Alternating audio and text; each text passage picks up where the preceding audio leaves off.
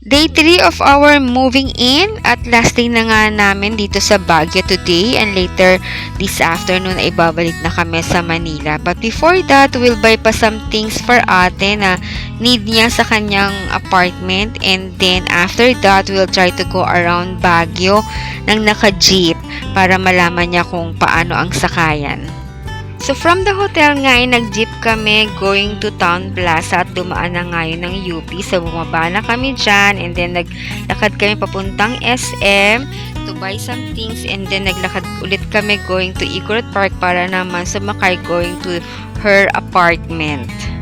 From her apartment ay we went back to Session Road para bumili naman ng konting fruits and veggies, and then went back to the hotel para naman mag-check out. Then we have lunch here at La Chef in the Manor sa Camp John Hay. Super duper nakakapagod na ang buong umaga namin. Mas matagal pa yung inilakad namin kesa yung isinakay namin ng jeep. So ayan, papadami ang kain natin dito sa La Chef.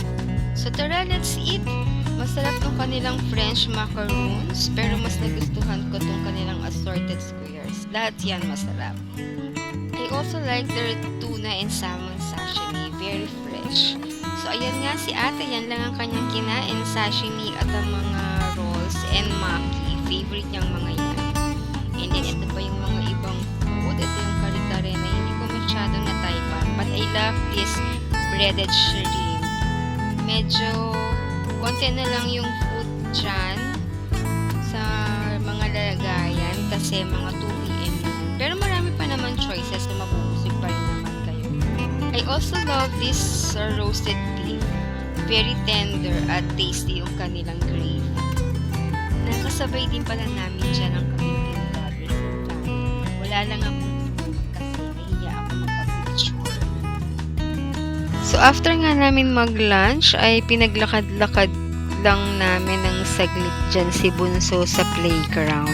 Kasi si ate ay nag-aaya na at meron pa daw siyang mga imi-meet na ka-blockmates sa SM. Ang plan ay to spend pa time with her, mag-ikot-ikot, and then mag-dinner, mag-early dinner, and then hatid na namin siya sa kanyang apartment before kami umuwi ng Manila.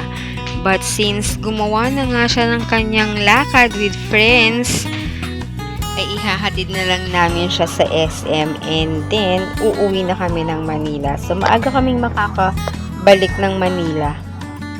And then siya, uwi na lang daw siya mag-isa after meeting her friends. After 2 weeks ay hopefully makauwi siya ng Manila. Magkukommute na lang siya with friends kung meron siyang makakasabay. And then, after another 2 weeks ay kami naman ang aakyat ng Baguio to visit her.